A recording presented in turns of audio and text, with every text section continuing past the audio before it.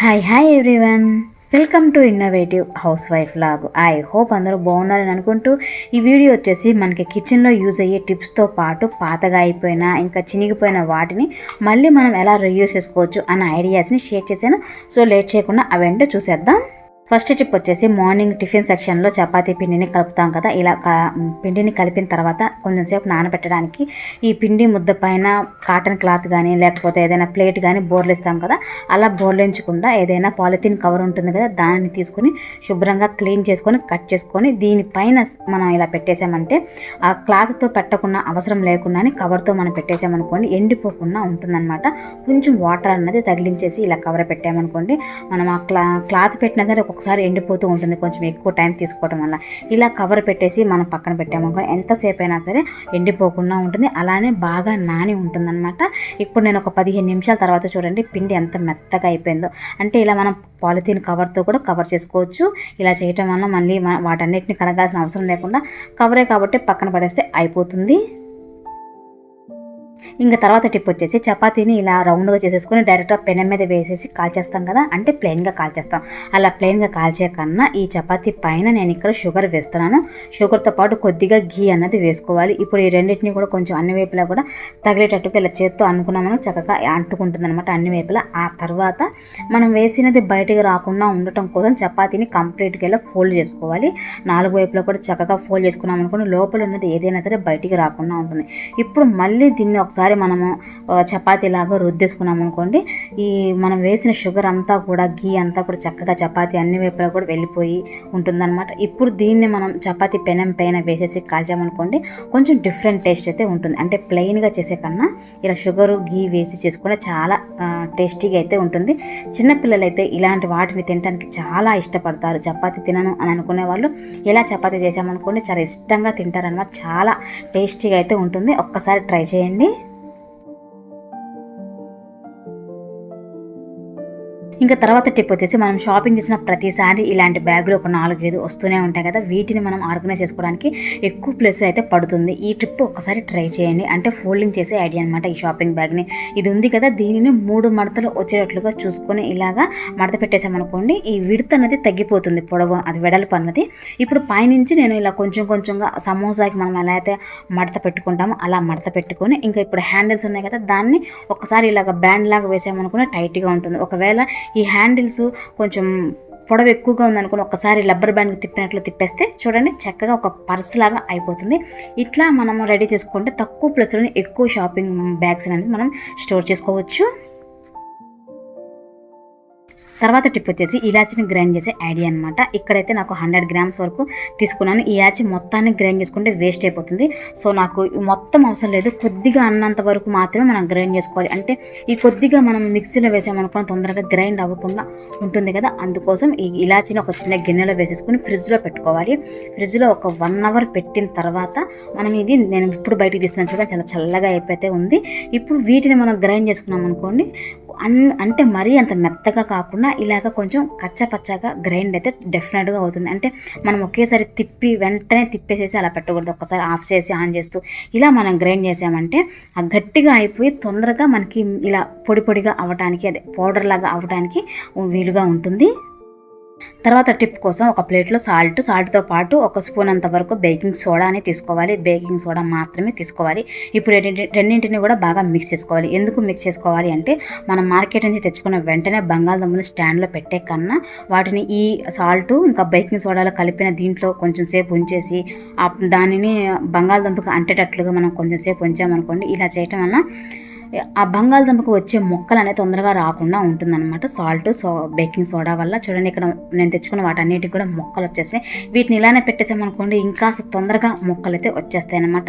అందుకోసం మనం పెట్టుకున్న స్టాండ్లో ఈ సాల్ట్ బేకింగ్ సోడా వేసి పెట్టేసుకున్నాం అనుకోండి, చక్కగా మొక్కలు రాకుండా ఫ్రెష్గా ఉంటాయి ఎక్కువ రోజుల వరకు. తర్వాత టిప్ వచ్చేసి కొబ్బరి నూనె డబ్బాకి మూత పగిలినా లేకపోయినా ఇలా మనం క్యాప్ పెడుతూ ఉంటాం కదా, ఒక్కొక్కసారి అది విరిగిపోతూ ఉంటుంది. అలాంటి టైంలో ఈ డబ్బాలో నుంచి ఆయిల్ అనేది తొందరగా కింద పడిపోయే ఛాన్స్ ఉంటుంది. కాబట్టి దానికి లాక్ చేయటానికి బడ్ ఉంటుంది కదా, ఆ బడ్ని ఒక సైడ్ కట్ చేసుకున్న తర్వాత దీన్ని ఇలా పెట్టేసామనుకొని చక్కగా లాక్ లాగా ఉంటుంది. ఇది చూసారా ఎంత గట్టిగా ఉందో, ఒక్కసారి కొంచెం ప్రెస్ చేస్తే ఇంకా అది రాకుండా ఉంటుంది. ఒకవేళ పొరపాటున ఈ డబ్బా కింద పడినా సరే ఆయిల్ అనేది రాకుండా ఉంటుంది. ఇలా సింపుల్గా లాక్ చేసుకోవచ్చు. తర్వాత టిప్ వచ్చేసి ఇలాంటి గాజు గ్లాసులు అయితే ప్రతి ఒక్కరింట్లో డెఫినెట్గా ఉంటాయి అని అనుకుంటున్నాను.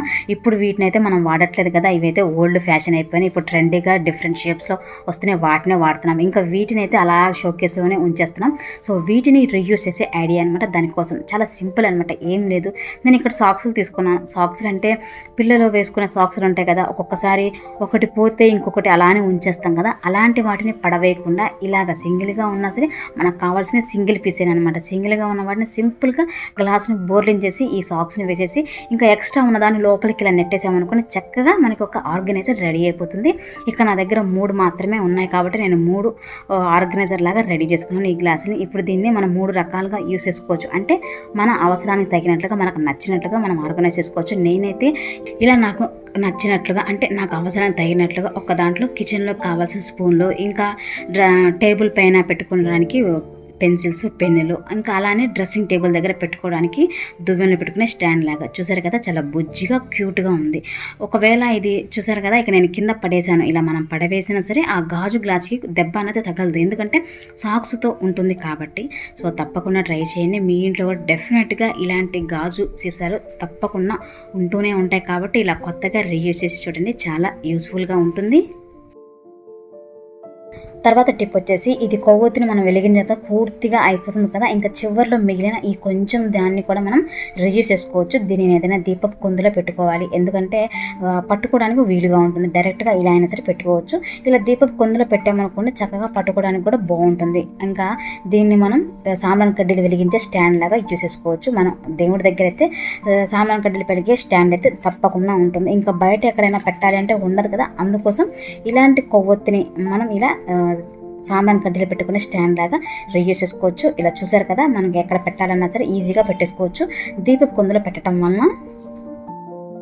తర్వాత టిప్ వచ్చేసి అలా అంటే తర్వాత టిప్ కోసం నేను ఇక్కడ ప్యాంట్లు తీసుకున్నాను. అంటే ప్యాంట్ ఎందుకు తీసుకోవాలి అంటే కరెక్ట్గా మన సైజ్ ఏదో తెలుసుకోవడానికి, అంటే సైజుని బట్టి అయితే మనం తెలుసుకోవచ్చు మన సైజు ఏంటి అన్నది. కానీ సైజు కాకుండా ఇంకొక చిన్న టిప్తో మన ప్యాంట్ సైజు ఏంటి అన్నది చూసుకోవచ్చు. అంటే ప్యాంటుని ఇలా లాగేసిన తర్వాత మనం మోచేతి ఉంటుంది కదా, మోచేతి నుంచి ఇలా సాగిన తర్వాత చూడండి ఇంకా ఎంత లూజ్ అయితే ఉందో, అంటే ఈ ప్యాంటు నాకు సూట్ అవ్వదన్నమాట. అంటే పెద్ద సైజ్ అనమాట. అంటే మన ఇప్పుడు వేరే ప్యాంట్ తీస్తున్నాను చూడండి, ఈ ప్యాంటు నేను అలా లాగేసేసి మోచేతి వైపు నుంచి ఇలా స్ట్రైట్గా పెట్టేసామనుకోండి, ఆ ప్యాంట్ అనేది కరెక్ట్గా మన చేతికి అన్నది సరిపోతేనే ఆ ప్యాంట్ సైజు మన సైజు అవుతుంది. చూసారు కదా, చాలా చిన్న ట్రిక్ అనమాట. ఇలా మన ప్యాంట్ సైజు కాకుండా మనం చెక్ చేసుకునే ఐడియా. ఇంకా తర్వాత టిప్ వచ్చేసి షాపింగ్ బ్యాగ్స్తోనే అనమాట. అంటే కొద్ది రోజులు వాడిన తర్వాత ఆ బ్యాగులకు ఉన్న చేతులు తెగిపోయి ఇంకా పాడైపోయినట్లుగా, ఇంకా ఎక్కువ సార్లుగా వాడటం వల్ల కొంచెం మట్టిగా అయిపోతూ ఉంటాయి కదా, అలాంటి వాటిని మనం రీయూజ్ చేసుకునే ఐడియా అనమాట. దానికోసం ఈ హ్యాండిల్స్ ఉన్నాయి కదా, హ్యాండిల్స్ అన్నది కట్ చేసుకోవాలి. ఇలా కట్ చేసుకున్న తర్వాత ఇప్పుడు సైడ్లో ఉంది కదా, సైడ్లో ఉన్న ఈ పార్ట్ని కూడా మనం కట్ చేసుకోవాలి. అంటే మనకి సైడ్స్ అవసరం లేదు, సైడ్స్ ఇలా కంప్లీట్గా కట్ చేసుకున్నాం అనుకోండి ఇంకా ఇది పెద్దగా ఓపెన్ అయిపోతుంది.